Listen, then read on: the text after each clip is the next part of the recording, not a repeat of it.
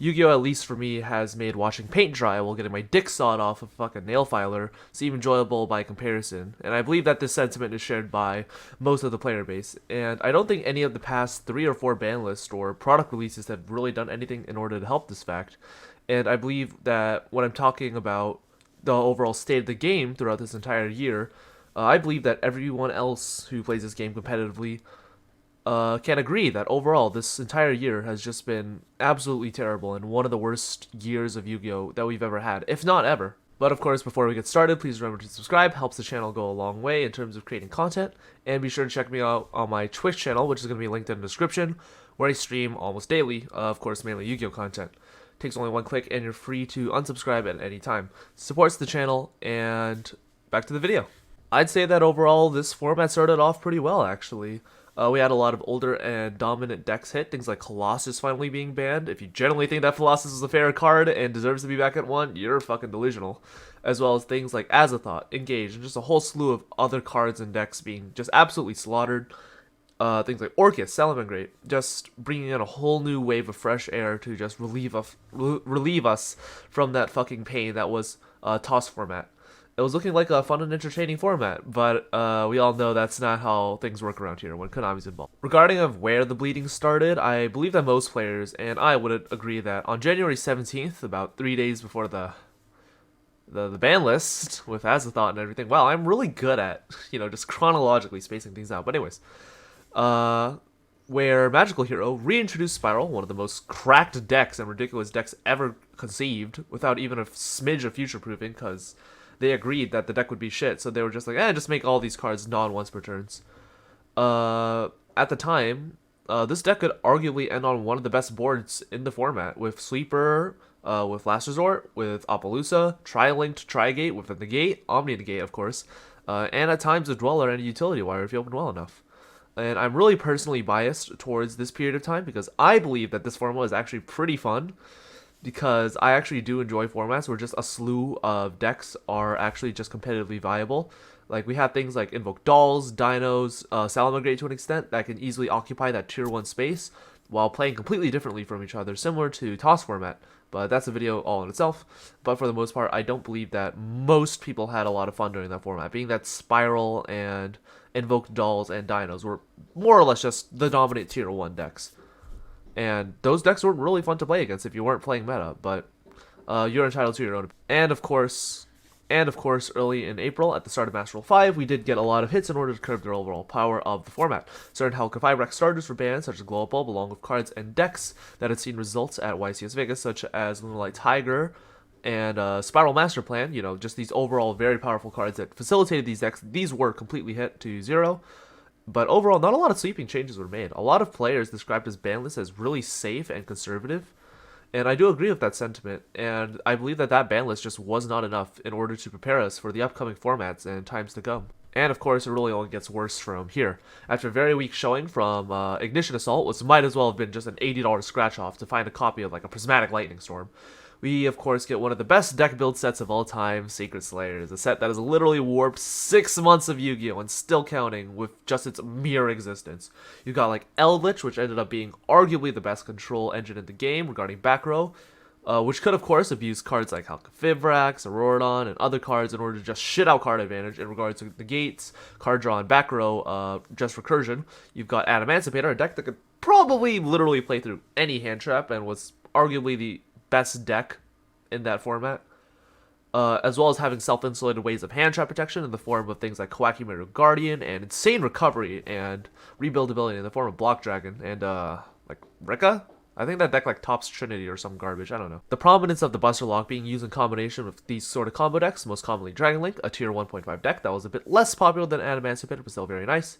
And of course, Adamancipator, best combo deck of the format, arguably, that could abuse Union Kiri and just shit out a Borreload Savage, a Floodgate, and a combo deck, was more than just signs to come in regards to how we are going to be playing Yu-Gi-Oh! Going forwards throughout this. We're in June now, everyone's sick of Dragon Link, Rocks, and Eldritch. We're all clamoring for hits to Hulk, Block Dragon, Link Cross, LP, Eldritch. We're all begging Kazuki Takahashi, please bro, we'll suck your cock for this fucking ban list. We just want these cards banned.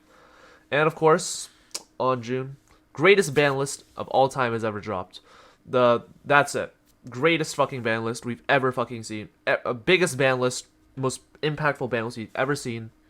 Multi-Faker, Unicorn, and Ulti-Can Hawk to 3. These irrelevant fucking cards brought to 3. Thank you, Kazuki Takeshi. Thank you, Jerome McHale, for bringing these cards back into the game. Like, holy shit. Like, you know what we need to counter the fucking metagame? Fucking Canahawk loops. That's what we need. Canahawk, like, Petalfin, Set, Steeds, Pass.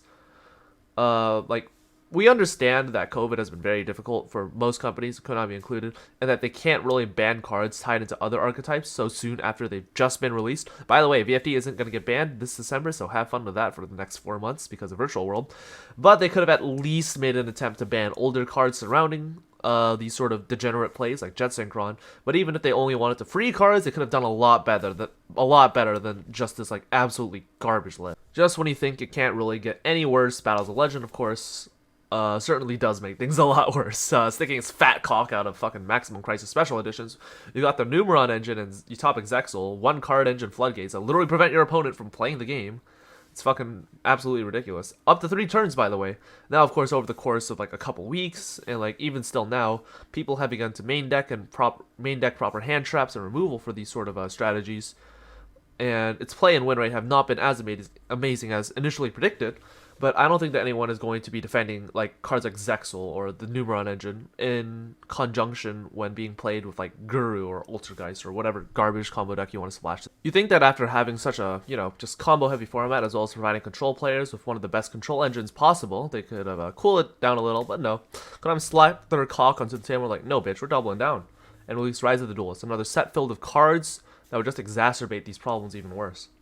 Dogmatica was an invoked-like style engine that could be splashed into virtually any deck you could ever want and had the ability to recycle negates, pops, and even end on a shit-all window. Infernoble was another warrior spam deck that abused the shit out of Isolde and AngelFerox in order to end on negates, pseudo towers, a pop, being able to loop cards out of your opponent's hand with cards like Aqua Dolphin, and of course everyone's favorite card, Smoke Grenade of the Thief. And of course during all this time we still have decks like Dragon Link, Rocks, Dino, and a blind second deck that did some very fun things of Miscellaneous Source and UCT, running around making all of our remote dual locals just an absolute hell to play in. But I wouldn't know, because I'm banned. And of course, over the course of about 6 months, just of overall just having their thumbs up their asses, Konami decided to finally make some minor adjustments to the ban list, banning one-card starters and engine requirements like Jet Synchron, which did the entire Aurora Online by itself, along with Mecha Phantom Beast O-Line, which was a very critical piece in that Aurora Online, as well as Block Dragon, a card that basically made you go like +7. As well as, just some other minor hits and bringing some cards back. But overall, this list kind of really sucked. The top decks were still things like Dragon Link, Dinosaur, and Infernoble, aka a deck that could shit out Advantage, a loop you for 2, and on the Buster Lock, plus 2 to 3 interruptions. A blind second deck that would use the shit out of Misk, of course, very fun, as well as Dark Ruler No More and like Mystic Mine. And Infernoble. Another combo deck that looped you and set up interruptions while basically not letting you play the game by taking cards out of your hand with Aqua Dolphin and Smoke Grenade of the Thief. Who decided this was a fun format? And finally, we've more or less hit the end times with Phantom Rage. This set introduced some cool legacy support with things like Phantom Knights and Raid Raptors, as well as some extremely powerful XC support in the form of Negalogia Zeus, a quick effect evenly matched on legs. It's not once per chain, by the way. But unfortunately brought with itself another unfun and uninteractive deck in regards to its playstyle Virtual World. A deck that could play from the hand and dodge hand traps like Imperm, Valor, as well as Foolish, and generate advantage at the same time while ending on cards that promote interaction, fun, nuanced gameplay like VFD and Macrocosmos on legs that could reborn itself while recycling infinitely with a pop named Suche. It was crazy. The deck could end on 2 VFDs. It was crazy. I play this all the time. It was ridiculous. And, well, this is more or less just where the metagame's going to be for the foreseeable rest of the year. Decks are either going to hand loop you, lock you out of the extra deck, or just floodgate you from playing your cards. There are very slight showings, of course, from other control decks, such as Zoo and Invoke Dogmatica, such as seen in the recent LCS, but those decks took a very, very small percentage in regards to all the other combo that was just surrounding it. Virtual World almost took up, like, half of Top Cut. It was ridiculous. Those decks are, at best, maybe tier 2. At absolute best, but I would only classify them as, like, rogue playable, in my opinion. We do have Genesis Impact coming up, but that deck build pack doesn't seem like it's going to be bringing a lot of relevant archetypes.